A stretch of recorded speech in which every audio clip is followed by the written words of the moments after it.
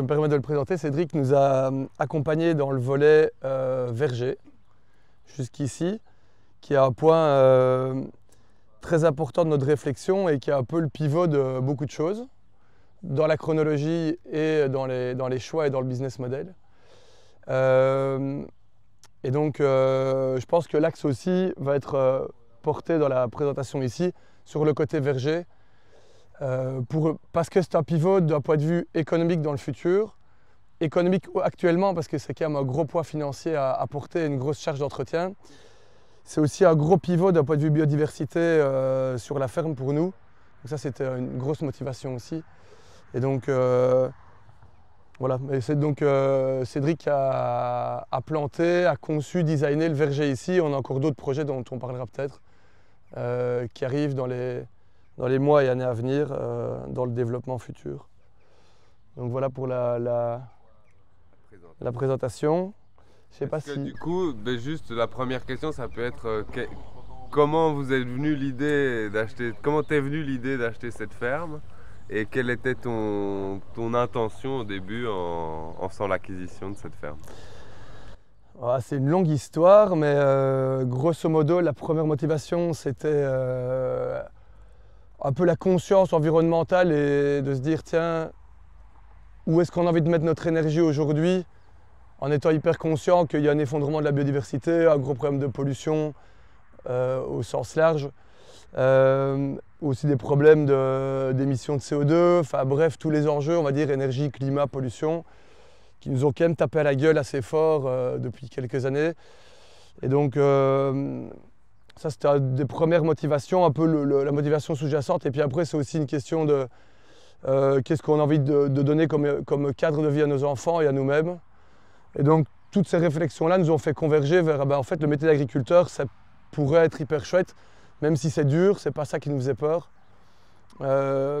Et puis c'était aussi un peu la motivation d'aller dans un secteur qu'on ne connaît pas du tout et d'apprendre à zéro dans un secteur qui est a priori passionnant, dans le vivant, avec je veux dire, une abondance de thématiques et d'angles à aborder. Et donc d'un point de vue intellectuel, c'était aussi très chouette. Et d'un point de vue pratique, apprendre aussi à faire les choses, à les mettre en place, à se confronter à la réalité. Donc ça, c'est vraiment ce qui nous a poussé à devenir agriculteurs. Et puis ici, c'est vraiment un pur hasard, quoi. On vivait dans le Brabant wallon et on ne trouvait pas chaussures à notre pied, c'était trop cher ou pas à notre goût. Et puis en ouvrant un peu nos recherches, on est tombé ici. On ne croyait pas acheter un truc aussi grand, pas un truc aussi grand en termes d'hectares ni en termes de bâtiments. Et puis voilà, les choses se sont toutes alignées devant nous, toutes les portes se sont ouvertes de façon un peu inattendue. Et donc voilà.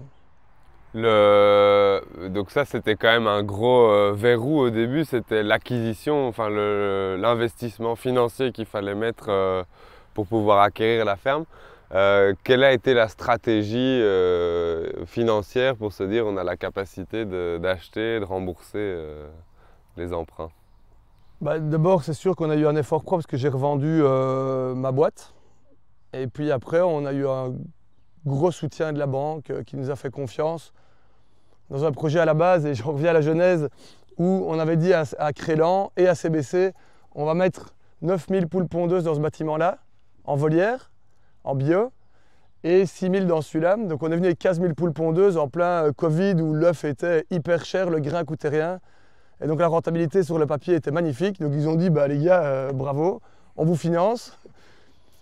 Et puis on a eu des problèmes avec le permis d'environnement. Donc on leur a dit, ah ouais, ici on ne pourra pas mettre de poules finalement, on va mettre des moutons. Ah, merde, ok, bon, on vous a prêté du pognon, donc on vous fait confiance. Et puis là on a dit, on va quand même en mettre 6000. Et puis est venu le Covid, enfin non, est venue la guerre en Ukraine, le grain a augmenté à fond, l'investissement a pris beaucoup d'embonpoint. Donc on s'est regardé à un moment, on a reçu le permis après des recours des voisins et autres.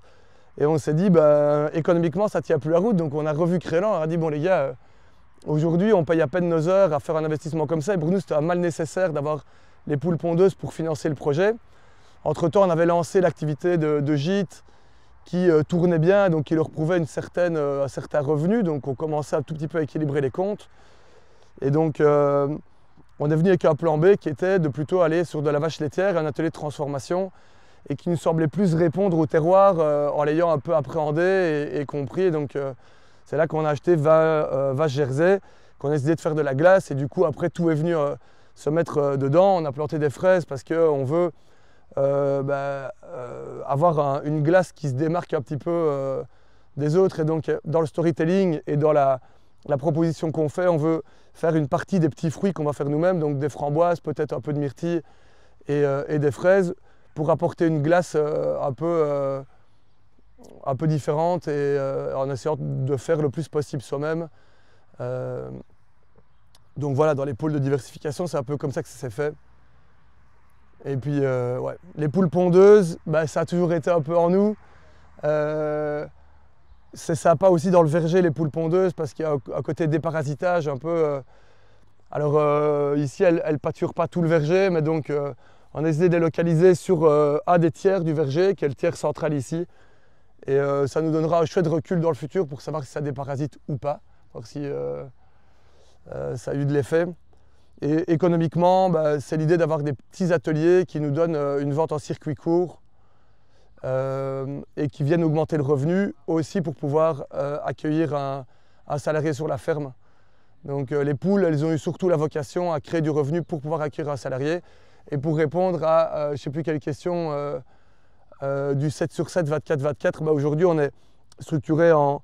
mon collègue fait 4 jours de ferme, moi je fais 3 jours. Et puis je fais tout l'administratif et toute la gestion en plus. Ce qui fait qu'on a un équilibre qui est chouette où on peut de temps en temps avoir un bout de week-end et pas être 7 sur 7, 365 jours par an. Et puis on a aussi mis pour ça les vélages groupés de printemps pour tarir les vaches janvier-février. Donc tous les vélages se font au printemps, mars-avril. Et du coup on ferme la salle de traite et on ferme l'atelier de transformation 2 mois par an pour aussi casser un peu le rythme de la récurrence. Donc ça c'est peut-être notre côté aussi un peu nimaculteur, comme disait Simon, où on a voulu créer de la qualité de vie aussi. Et voilà. Oui, c'est sûr que c'est pas un truc qu'on a inventé, hein. Mais oui, avant c'était un peu plus le cycle des saisons qui suivait. Et donc, mais bon, ça fait un peu ovni quand tu dis qu'on fait des vélages groupés de printemps dans le monde laitier belge. C'est pas hyper courant, quoi. Et ce qu'on peut dire du coup là-dessus, c'est que c'est aussi un projet familial. Donc toi et Carole, vous êtes les sources de ce projet. Vous êtes ceux qui ont posé la vision, on va dire. Mais après, vous êtes quand même entouré par une famille de sang, mais aussi une famille de liens qui se projette aussi sur le projet et qui peut-être soutient aussi la mise en œuvre de l'un ou l'autre projet, comme la guinguette, ouais, comme l'atelier de transformation. Oui, notre migration vers l'Ardenne a donné des idées. En fait, il y avait trop de place dans le bâtiment, donc on a dit d'abord à la famille, si vous êtes chaud, venez vous faire une maison là-dedans. On n'a pas envie de faire un parc touristique et nous de vivre au milieu de 100 Hollandais à l'année. Et donc, mes beaux-parents, donc les parents de ma femme, ont dit chaud, nous on approche la pension, on revend la maison et on vient vous rejoindre. Et la sœur de ma femme qui vivait à Paris, en plein Covid, a dit ouais, ça on veut plus vivre, on a envie d'autre chose. Et ils sont venus nous rejoindre. Et donc, ils ne sont pas dans la ferme en tant que telle, mais comme dit Simon, c'est du soutien. Et ils ont encore d'autres activités, mais ça fait qu'il y a un peu, comme dans les fermes historiques, les grands-parents qui aident, les oncles et tantes qui sont là autour. Et ce qui fait que ça donne de l'air et la capacité aussi de se diversifier plus vite. Notamment, la sœur de Carole a fait la guinguette et l'autre sœur de Carole qui a acheté une maison à 3 km ici, qui a aussi déménagé, donc la deuxième sœur de Carole, fait la glace avec elle. Et donc c'est clair qu'il y a toute une dynamique collective qui est là, quoi. Et qui aide beaucoup, évidemment. D'abord, c'est drôle et puis en plus, ça met du rythme, quoi.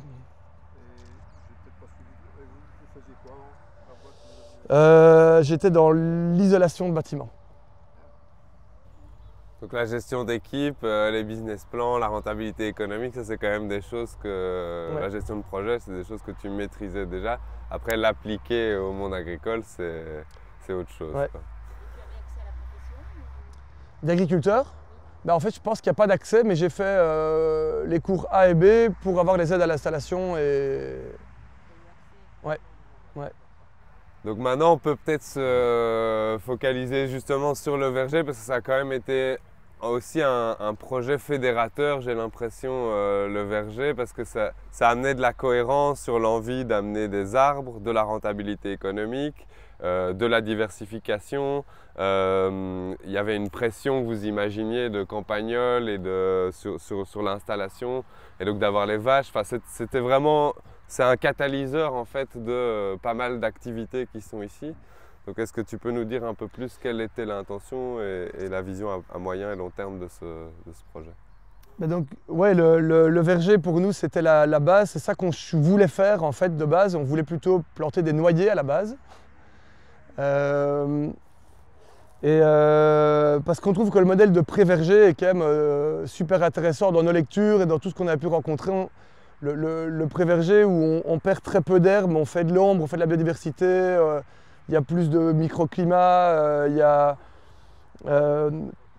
vraiment un côté qui est pour nous assez intelligent dans la gestion d'une prairie permanente qui n'a pas vocation à être labourée. Et donc le vieux proverbe chinois qui dit le meilleur moment de planter un arbre c'est il y a 10 ans, ben, on l'a appliqué en arrivant. On a planté avec Cédric qu'on a rencontré, parce qu'on a rencontré plein de gens, on a rencontré Olivier Baudry pour le noyer, puis on a rencontré Cédric pour les pommes, les poires, les prunes, donc les fruits plus on va dire endémiques. Et puis en écoutant les conseils de tout le monde, on s'est rendu compte que le terroir ici répondait beaucoup mieux à un verger de pommes. Et donc on a démarré avec Cédric sans trop savoir vers où on voulait aller, parce qu'on s'est dit du jus c'est cool, mais est-ce que le marché sera encore porteur dans 10 ans? Parce que quand on plante un verger aux tiges, c'est 10 ans plus tard qu'on récolte. Puis on s'est dit le cidre ça peut être sympa aussi, on aime bien manger, bien boire, et donc ce côté épicurien, on était content aussi de pouvoir imaginer faire une production d'un produit de terroir dans le futur. Et donc en discutant avec Cédric, on s'est dit tiens, plantons plutôt des variétés, des anciennes variétés belges, plutôt typées pommes de couteau, parce que ça nous permettra de vendre de la pomme de table, et en même temps on pourra très bien faire du jus, on pourra très bien éventuellement faire de la compote, même si ce n'est pas exactement les variétés qu'il faut, et on pourra très bien faire du cidre, comme la cidrerie du Condro le fait avec à peu près les mêmes variétés. Donc voilà, je ne sais pas Cédric, si toi tu veux dans cette première partie ajouter quelque chose, mais si on dans la verger, réflexion. on n'irait pas dans le verger? Ouais. Ce serait peut-être bien, ouais. Dans l'ordre, en général, quand j'ai une demande pour planter un verger, il y a une première rencontre sur terrain, etc. Et j'essaye souvent, la première demi-heure, de dégoûter la personne. J'exagère, mais c'est parce qu'ils ne se rendent souvent pas compte de ce que ça implique. Les gens pensent trop souvent, c'est un verger aux tiges, ça va aller tout seul. C'est comme planter une aubépine et ça va aller. Déjà, ils ne savent pas ce que ça veut dire un verger aux tiges. Bonjour Carole. Ils ont une très mauvaise idée, une représentation de ce que c'est, donc il faut essayer de remettre les bases, remettre l'église au milieu du village. C'est quoi un verger aux tiges, ce que ça va demander, ce que ça implique. Mais donc là, une des premières choses à voir, évidemment, c'est le terroir, toutes les conditions pédoclimatiques. Ici, c'était quand même un peu touchy, on avait quand même des doutes. Au départ, en terre, on est quand même un fond de vallée, l'Ourthe elle est juste là, donc c'était quand même, c'est souvent en général pas conseillé dans tous les livres d'arboriculture, éviter les fonds de vallée, etc.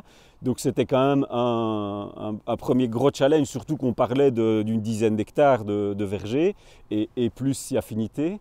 Donc c'était quand même, donc on a passé quand même pas mal de temps avec des spécialistes de sol, de voir au niveau, parce que le premier critère c'était vraiment la classe de drainage. C'était certain qu'on ait un drainage suffisant pour ne pas qu'on ait d'asphyxie racinaire. Et l'année avant de planter le verger, donc on l'a planté en décembre 2021, janvier 2022, il y a eu les inondations, il y avait 1 mètre d'eau ici. Ouais. Tu peux peut-être raconter. On avait déjà commandé les arbres, donc on était emmerdés. Ici, il y avait vraiment peut-être 2 mètres d'eau, parce que ça décline. Le niveau, c'est le niveau un peu au-dessus des étables, donc ouais, c'était assez copieux. Et mais donc un débordement d'ourte qui a duré 1 jour, ouais, 2, même pas. Donc un passement d'eau qui, dans beaucoup de cas de figure, ont déjà eu enfin, on a déjà eu le cas dans beaucoup de vergers, ce cas de figure, ce n'est pas problématique à partir du moment où la capacité d'oxygénation du sol est présente. Donc ça, c'est vraiment la première chose de base, c'est est-ce que le sol est capable de drainer, d'avoir suffisamment de drainage. Donc on n'est pas du tout sur des fonds de vallée où on a de l'humidité, on est sur des bons limons très très bien drainants, et qu'il y ait, ma foi, une fois tous les 40 ans, la fois d'avant, maintenant ce sera peut-être tous les 20 ou tous les... Mais quelque chose qui passe, a priori, moi j'en ai déjà vu dans pas mal de mes rencontres, c'est pas problématique, mais donc c'était quand même quelque chose qu'on devait vraiment vérifier, checker, faire plusieurs profils de sol pour être sûr qu'on ait le drainage suffisant et la capacité de sol. Sinon, en termes de qualité de sol, c'est des sols impeccables. Ici, c'est vraiment des super sols. Autre problème qu'on pouvait avoir avec le terroir, donc c'est pas que le sol, on est quand même dans un fond de vallée, donc l'air froid, les brumes qui peuvent venir poser problème, et donc le choix des espèces et des variétés a dû être bien réfléchi. Donc on a dû éliminer une bonne partie du choix variétal. Il y a des choses qu'on aurait voulu mettre et qu'on n'a pas mis parce qu'on avait trop de risques de limites de sensibilité au niveau maladies cryptogamiques, au niveau d'ébourrement, au niveau d'ébourrement trop hâtif. Donc voilà, on a dû se restreindre dans un choix de variété, mais ça c'est important d'en être conscient, c'est qu'on ne peut pas mettre tout et n'importe quoi dans un terroir, quoi. Donc ça a été la première étape. La deuxième étape, une fois qu'on s'est rencontrés, c'est un verger, ça s'entretient. Et donc ici c'était clair dès le départ, donc il n'y avait pas de souci, ça allait être pâturé. On ne savait pas encore par quoi. Vous hésitiez entre des vaches, des moutons, les deux. C'est toujours en cours de... Mais on a les deux, mais c'est toujours en cours d'hésitation. Ouais. C'est toujours en cours d'hésitation, mais plutôt vache a priori sur ce terroir-ci. Mais donc ça c'est vraiment important aussi quand quelqu'un veut planter un verger, c'est comment vous allez entretenir les pieds. Donc c'est-à-dire que si on se retrouve dans un pré de fauche, comme j'ai parfois des demandes, les gens voudraient faire un pré de fauche entre les arbres, c'est quelque chose qui à terme est très très très problématique. La présence de campagnols dans un pré de fauche, c'est quand même un des ennemis numéro 1 du verger, et donc à partir du moment où on a du pré de fauche, les campagnols vont débarquer, et même des arbres, c'est pas que des jeunes arbres, hein, même des arbres de 20-30 ans, les campagnols, ils vous les mettent par terre, quoi. Donc une gestion du campagnol et de l'enherbement, parce que forcément la concurrence racinaire avec des hautes herbes est plus problématique aussi pour l'eau, les minéraux, particulièrement en période plus critique. Donc ça c'était une question qui s'est vite résolue, mais qui était un petit peu difficile à mettre en place au début. La quantité d'animaux, de pâturage, ouais. Hein, donc au début il n'y avait pas suffisamment de bêtes, donc il y avait vite des campagnols qui arrivaient. Donc il a fallu gérer un peu ça. Oui, puis on a une zone Natura 2000 le long de l'Ourthe, derrière les grands arbres, il y a l'Ourthe qui coule. Et on avait une UG4 avec un pâturage à partir du 15 juillet et on a demandé de l'annuler, quoi. Et la DNF a accepté de nous la faire passer en UG5 parce qu'alors on pâturait au 15 juillet dans des herbes comme ça, et du coup il y avait une prolifération de campagnols. Donc là l'année passée on a piégé quantité phénoménale de campagnols, alors que dans la partie du verger qui se trouve plus loin de l'Ourthe, on avait beaucoup moins de pression, quoi. Ouais.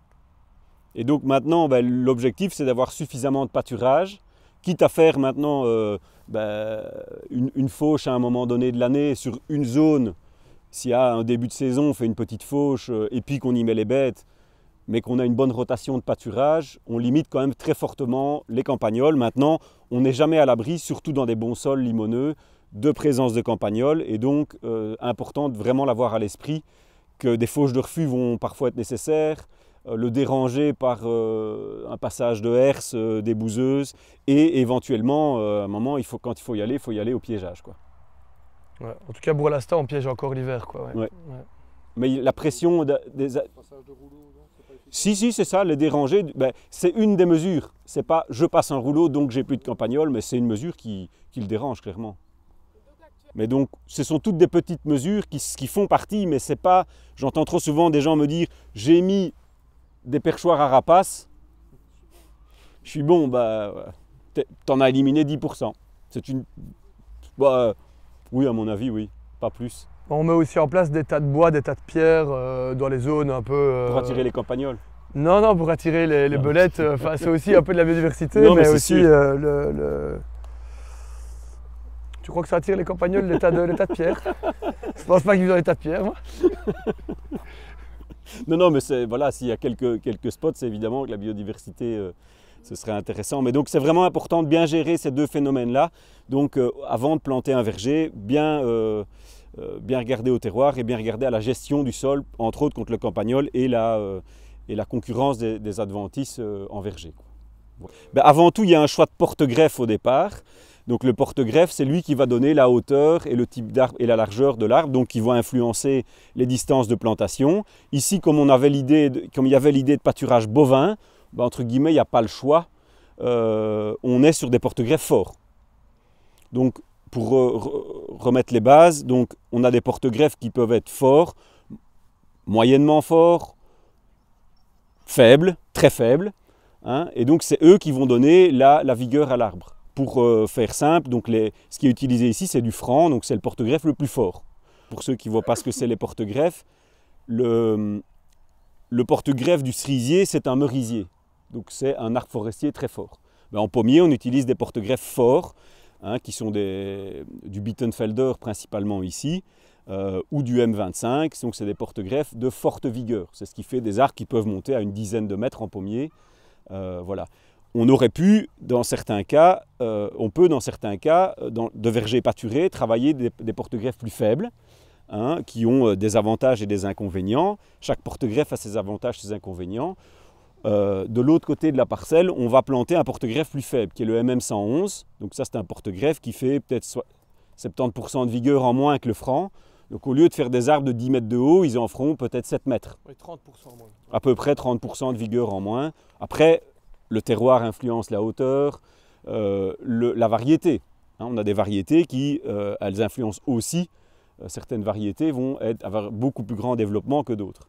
Mais en gros, c'est avant tout le porte-greffe qui va influencer la hauteur de l'arbre. Et donc, pour un pâturage bovin, ben, on est obligé d'avoir des arbres qui ont une certaine hauteur. Donc le choix ici, il n'y avait pas hésité. On était sur du potentiel bovin, donc on est sur des francs ou du M25. Dans le cadre de pâturage mouton, on peut travailler des porte-greffes de plus faible vigueur comme le 111 et resserrer plus, comme c'est le modèle qui va être fait de l'autre côté, où on va resserrer à plus de 250 arbres hectares. Alors le porte-greffe, dans le cadre les MM111 par exemple, les 106, etc., c'est des bouturages ou des clonages en gros de variétés qui ont été sélectionnées pour leur capacité d'ancrage dans le sol, de rapidité de mise à fruit, de résistance, de tolérance à des maladies, etc. quoi. C'est pas des pommiers forcément. Ah si, ce sont des pommiers. On met les pommes sur les pommes. En gros, oui, sauf que parfois les poires peuvent être greffées sur cognacier. Hein, mais en pommier, on est sur des pommes. Oui, donc dans le cadre des bastiches, on va dire que 90% c'est du M9. C'est également un sujet porte-greffe qui vient d'Angleterre, hein, Dismalink. Mais bon, moi je crois qu'en bio, il faut quand même mettre un petit peu plus fort parce qu'il y a la concurrence adventice, il y a de plus en plus de stress hydrique, etc. Il y a tous ceux qui commencent par G, c'est tout nouveau. Là, ça vient de l'université de Geneva, comme tu disais, hein, aux États-Unis. Mais les bastiches, voilà, on met 2000 arbres hectares là. C'est en général 3 mètres, un petit 3,50 mètres sur un petit 1,50 m. Donc c'est tout à fait une densité différente. Ici, pour vous donner une idée, on est sur du 100 arbres hectares. Mais juste peut-être pour parler des centres. Et en bastiche, il faut donc un fil ou un tuteur à vie, évidemment. Hein. Que ceux-ci, à mon avis, une fois qu'il est droit, on peut enlever le tuteur après 3 ans et en moyenne tige après 4-5 ans. Et pour les centres, pour avoir des infos sur les vergers plutôt bastiges? Donc, bastige, ben là, il faut faire confiance aux pépiniéristes. Maintenant, ça s'achète très peu en petite quantité. C'est souvent par milliers d'arbres. Hein, on commande pour X hectares. Il y a Nicolaï, il y a Carolus. Bon, ils sont presque tous cantonnés du côté de Saint-Tron. Mais c'est vrai que le CRA fait un site qui s'appelle Biodimestica, avec toute une explication sur les différents sujets porte-greffe, sur toutes les variétés rustiques, dont la majorité sont anciennes, très résistantes à différentes maladies. Maintenant, ce n'est pas parce que c'est ancien que c'est spécialement meilleur que nouveau, parce qu'on en fait aussi des nouvelles, mais qui en général sont des croisements entre les anciennes et les nouvelles pour avoir les avantages des deux. Bon, je vais prendre la Golden par exemple. L'avantage, c'est qu'elle produit bien chaque année. Le désavantage, c'est qu'il faut la pulvériser 25 fois, quoi. Mais si on sait avoir l'avantage de la bonne production et celle de la tolérance maladie, ben, c'est bingo, hein. Maintenant, voilà, quand on plante 10 000 pépins, en général, on en sort un qui est bon, quoi. C'est pas facile à faire parce qu'il n'y a pas que ça comme critère. Il y a l'aspect alternance, esthétisme, et puis pourquoi pas le goût aussi. Il n'y a jamais pensé, mais on pourrait peut-être y penser. Et de plus en plus, on va vers ça. La conservation, bien sûr, parce que les bastiches, en général, ça doit se vendre pendant, bon, minimum 7-8 mois, quoi, hein. Donc on a 9 mètres entre les arbres dans la ligne, et on a, les arbres ont été plantés en quinconce dans ce cas-ci, c'est 9 mètres comme ça? 10 mètres comme ça. Oui, 10 mètres comme ça, donc il y a 9 mètres entre la ligne. Et 9 mètres dans le rang. Hein, et donc ça veut dire que, comme on est sur une diagonale, on a 10 mètres entre les arbres. Okay, donc ce qui nous fait un équivalent de, théoriquement, un peu plus de 100 arbres à l'hectare. 10 sur 10, si on utilisait exactement l'espace, ça ferait 100 arbres hectares. Ici, on devrait être un peu plus, mais comme il y a toujours des pertes dans les coins, etc., on retire en général 10 à 15%. Donc on serait à 115 arbres hectares, et donc au final, on est à 100 arbres hectares. Ah, même un peu moins, parce qu'au total, on est sur à peu près 15 hectares de prairie, elle est vraiment en large, et on a 900 arbres. C'est ça. Mais bon, il y a les chemins d'accès, il y a les zones de lisière qui ne sont pas plantables trop près des arbres. Les arbres proches des... Il faut se tenir à X mètres, évidemment, d'arbres. En gros, retenez qu'en lisière, si un arbre fait 20 mètres, vous vous tenez au moins à 20 mètres avant de planter votre fruitier. Pour la concurrence, pour l'ombre, mais aussi surtout pour le système racinaire. Hein, un arbre, ben son système racinaire, un arbre forestier, ça va loin. Et donc particulièrement en cas de sécheresse, si vous plantez trop près, votre arbre va au mieux vivoter, mais la production, elle va chuter parce qu'il est en concurrence avec cet arbre qui est à proximité. Donc par rapport à une haie, par rapport à... C'est vraiment important de réfléchir les distances. Et puis, collines du coup aussi. Les collines aussi, donc on s'est arrêté, ben, vous voyez la dernière ligne ici, on n'a pas été planté dans tout le talus trop loin. Et ce qu'on a mis, là où on est allé, les derniers arbres qu'on a mis par là, on a vraiment mis les variétés les plus rustiques de chez rustiques, comme gueule de mouton par exemple, qui sont des variétés très très tolérantes et qui sont plutôt utilisées justement pour du cidre. Parce que le problème, c'est qu'on va avoir dans des zones plus au nord ou moins bien exposées, des qualités de fruits, si on voulait faire du fruitable, qui vont diminuer. On risque d'avoir plus de maladies ou des maladies de conservation, des champignons sur fruits.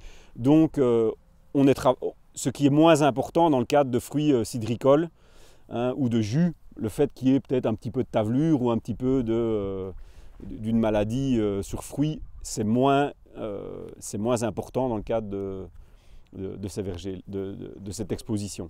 En tout cas, c'est comme ça que nous, on l'a abordé. On s'est dit, essayons de faire des pommes qui sont polyvalentes, enfin des fruits qui sont polyvalents, parce qu'on ne connaît pas le marché dans 10 ans. Et donc, comme on l'a évoqué tout à l'heure, notre volonté, c'est de faire un maximum de valorisation et de transformation pour créer de la valeur sur la ferme. On a une petite ferme de 30 hectares.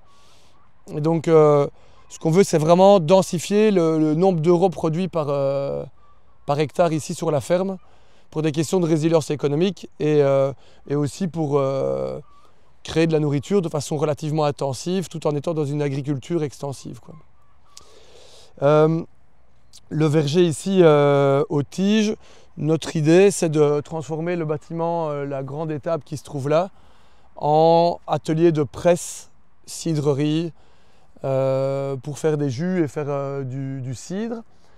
Donc là, on a les 900 arbres ici. Avec Cédric, cet hiver, là, dans quelques semaines maintenant, on va planter un verger pur cidricole, avec s'accent pommier à cidre et s'accent poirier à poiré. Et donc cette partie ici, on la dédiera peut-être plus au jus, aussi sûrement un peu au cidre. Ça dépendra un peu du succès qu'on rencontrera avec la commercialisation de nos produits. Mais on aimerait bien aussi faire du fruit de table. Parce qu'on se rend compte que les pommes sont super bonnes et super pures. Et que tous les chocs sanitaires qu'on a vécu, qu'on risque de revivre, même si aujourd'hui le bio connaît une petite crise ou une grande crise selon les secteurs, moi je pense que dans le futur, on risque de se rendre compte que trop de chimie, c'est peut-être pas exactement ce que notre corps a besoin, ni celui de nos enfants. Et donc un verger aux tiges comme ça qui t'offre des pommes qui sont pas du tout pulvérisées et qui ont aussi des arbres qui explorent des grosses quantités de terre et qui peuvent remonter beaucoup de bonnes choses dans les fruits, que ça peut avoir du sens et commercialement ça peut avoir aussi un certain succès. Il y a des coopératives qui se structurent comme René Tenko. Et donc aussi peut-être un éveil du public ou d'une petite fraction du public, mais à manger des fruits qui sont peut-être un peu moins beaux, qui se conservent peut-être un peu moins bien, mais qui ont plein d'autres arguments que les arguments commerciaux d'une pomme ultra productive, ultra croquante, avec la peau toute lisse, mais comme l'a dit Alain, qui a dû être pulvérisée parfois 30 fois sur la saison. Donc voilà, donc on croit quand même dans le fruit de table, même si ça reste aujourd'hui une croyance, ou en tout cas une espérance, parce qu'on n'est pas certain d'avoir les capacités à avoir un marché qui absorbera les quantités de fruits qu'on va produire, ni aussi la capacité à les cueillir, à les stocker. Donc on a encore beaucoup d'incertitudes sur le business model, mais ce qui m'a toujours conforté à faire l'investissement, c'est de se dire, ok, un fruit, et vous allez peut-être pouvoir me contredire, mais un fruit comme ça ramassé à la brosse en conventionnel, ça doit valoir quoi, 10 cents le kilo? 12, merci, donc j'étais pas trop loin. Mais donc, moi je débarque dans l'agriculture en disant, tiens, qu'est-ce que ça gagne un hectare de froment, qu'est-ce que ça gagne un hectare de patates, tu vois, donc c'est d'avoir un peu des points de repère, et qu'est-ce que ça demande comme heure tracteur, comme investissement dans les semences, etc. Et quand j'ai théoriquement essayé de comparer tous les modèles, le pré-verger, je trouve que ça a l'air d'être un modèle relativement rentable, puisque si on fait 100 kg par arbre en moyenne annuelle, c'est relativement pessimiste. On peut espérer peut-être 120, 150 kg, mais disons 100 kg, 100 arbres hectares, ça fait 10 tonnes hectares. 10 tonnes à 12 cents, ça fait 1200 € de chiffre d'affaires sur une spéculation qui demande quand même, après 10 ans, et ça c'est évidemment la partie de la phrase la plus importante, mais après 10 ans, demande très peu de coûts d'entretien et très peu de coûts et pas de plantation, il y a très peu de coûts de mécanisation. Sans compter qu'on ne perd pas la capacité de la prairie à produire de l'herbe. On considère qu'on perd 10-15% de la production d'herbe, mais qu'on l'étale mieux dans la saison. Donc quand on est, comme nous, des agriculteurs qui visent à pâturer au maximum, on est assez content d'avoir un peu moins d'herbe en mai-juin, mais un peu plus d'herbe en juillet-août, parce que l'arbre crée un espèce de microclimat et va permettre d'avoir un peu plus de pousses, et surtout plus de pousses en saison sèche, et peut-être un peu plus de concurrence dans une saison très humide, mais quand il fait humide, on ne manque pas d'herbe, et c'est plutôt quand il fait sec qu'on a tendance à manquer d'herbe. Donc dans cet équilibre économique, on considère qu'un hectare devrait nous rapporter 1 millier d'euros minimum, sans valorisation ici sur site. Et si je prends un exemple un peu plus à l'extrême, la cidrerie du Condro, ils payent à peu près 50 cents par kilo pour avoir leurs fruits rendus chez eux. Parce qu'ils vont les récolter dans plein de petits vergers tout autour et ils vivent assez bien avec ça. Donc si on prend le côté très, très optimiste, on pourrait faire 15 tonnes hectares et on pourrait les valoriser à 50 cents. Donc là, on fait 7 500 € par hectare de valorisation de fruits quand ça rentre dans la cidrerie. Donc je parle du produit primaire, je ne parle pas de la valorisation de la transformation, quoi. Donc ça, c'est un peu le gradient très large. Donc en termes économiques, je trouve que c'est une chouette valorisation. Et puis il y a le côté aussi biodiversité qui n'est pas valorisé économiquement, mais qui est pour nous très important. Ça crée beaucoup d'insectes, ça crée du coup beaucoup de nourriture pour les oiseaux, pour les chauves-souris et pour toutes les chaînes alimentaires qui tournent autour. Puis ça crée aussi de la beauté dans le paysage, ça crée de l'ombre pour les vaches, ça crée plein d'effets positifs, accessoires comme ça qui pour nous nous ont tapé dans la gueule un peu comme une évidence de planter des arbres dans une prairie permanente comme celle-ci, quoi. Ici, on est donc sur les poulaillers mobiles. Le concept, c'est de donner de l'herbe fraîche de façon très régulière aux poules. Quand on est sur un bâtiment fixe, elles ont tendance à dégrader très fort la périphérie de leur bâtiment et à ne pas sortir très loin de leur abri, donc du coup de ne plus avoir beaucoup d'herbe à consommer. Et donc ici on est parti sur le modèle, sur un modèle qui est pas mal courant en Amérique du Nord et que Maxime Mercier, qui est l'ancien coordinateur de Greenotech, a développé au Champ de Bray en Normandie. Donc on a été le voir et on a adapté un peu à notre sauce la méthode. Donc en gros c'est des serre-tunnels avec une volière là-bas derrière, au bout, ce qui permet d'avoir les poules qui sont confinées dans leur espace constamment. Donc on n'a pas de problème de rapace, on a un fil électrique en périphérie pour le renard, donc on n'a pas de prédation sur les poules. Et en cas de grippe aviaire, on ne doit pas mettre des filets de volière très compliqués à installer. Et donc dans le poulailler, tout est en suspension, tout pend à la serre. La serre est mise sur 2 skis, donc 2 tubes en acier galvanisé le long. Et ça nous permet de la déplacer hyper facilement. Donc tous les 2 jours, on l'avance de 12 mètres.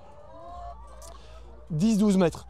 Le parcours fait 400 mètres entre les arbres et donc à peu près en 80 jours, 90 jours, on a avancé jusqu'au bout et puis on revient de l'autre côté là où on est démarré, où l'herbe s'est totalement régénérée, où la nature a eu le temps d'assimiler les fientes, assimiler les parasites qui peuvent se trouver dans les fientes et on repart sur un sol tout propre et on recommence.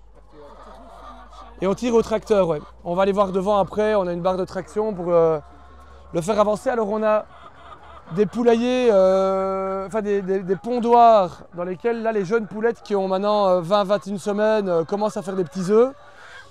Et donc on a essayé de créer aussi de l'ergonomie dans la récolte. Donc on a cette petite zone où les poules ne viennent pas, dans laquelle on peut laver nos bottes pour se désinfecter les pieds avant de rentrer dans le poulailler pour éviter les contaminations. Et on vient récolter ici, donc on fait juste tourner le petit tapis comme ceci. Tu veux que je le refasse? Allez, vive Instagram. Et donc après, ben, ici on vient avec nos plaques de 30 en carton. Et on vient simplement mettre nos œufs, on poigne qu'une fois dedans. Et puis on a un petit centre d'emballage où on fait le cachetage et la vérification de la qualité des œufs. Donc on essaye d'avoir une bonne ergonomie dans le travail pour faire un œuf de bonne qualité avec un grand accès à la prairie, parce qu'elles ont tout le temps accès à de l'herbe fraîche. Donc on a un jaune qui est hyper coloré, ben, vous les avez goûtés ici, hein. Et on pense que ça va donner des poules en pleine santé. On n'a pas de piquage jusqu'ici dans un lot qui a déjà 7-8 mois. On pense parce que comme elles ont tous les 2 jours un accès à de l'herbe fraîche, elles sont constamment stimulées, elles ont de l'activité, elles peuvent gratter, elles peuvent pâturer, etc. Et donc elles ont beaucoup moins de nervosité, elles ne s'attaquent pas l'une l'autre. Donc on voit beaucoup d'avantages à ça. On y consacre à nos 600 pondeuses. Donc on fait peut-être 550 œufs par jour. On y consacre à peu près 1h30 à 2 heures quand on prend tout en compte. Allez, 2 heures en étant un peu large. En ce compris le déplacement des poulaillers, nourrir les poules toutes les semaines, on vient remettre de la nourriture dans les mangeoires. En ce compris l'emballage, le cachetage et la distribution dans les magasins du coin. Donc la charge horaire par œuf produit est relativement raisonnable pour un poulailler mobile. Comment tu dis? 2 heures par jour, tous les jours, quoi, ouais. Donc une quinzaine d'heures par semaine pour à peu près 550 x 7, presque 4000 œufs, quoi. Donc le coût horaire à l'œuf est pas dingue. Les poules mangent autant de grains que dans un poulailler normal, mais c'est juste qu'elles créent de la santé en mangeant de l'herbe. Elles ne créent pas réellement, elles ne savent pas assimiler les protéines et les sucres dans l'herbe. Par contre, il y a beaucoup de bêta-carotène qui passe dans l'œuf, etc. et beaucoup de vitamines. Il y a plein d'études là-dessus avec des taux de vitamines avec des facteurs 10 par rapport à un œuf conventionnel. Et donc voilà, comme on est en bio aussi, la santé est importante. Et là, après 4 jours, on a complètement quitté la zone, puisqu'on avance de moitié de la taille du poulailler tous les 2 jours. Après 4 jours, on a tout à fait renouvelé l'herbe. Et donc, d'un point de vue sanitaire, elles sont tout le temps dans un environnement qui est sain.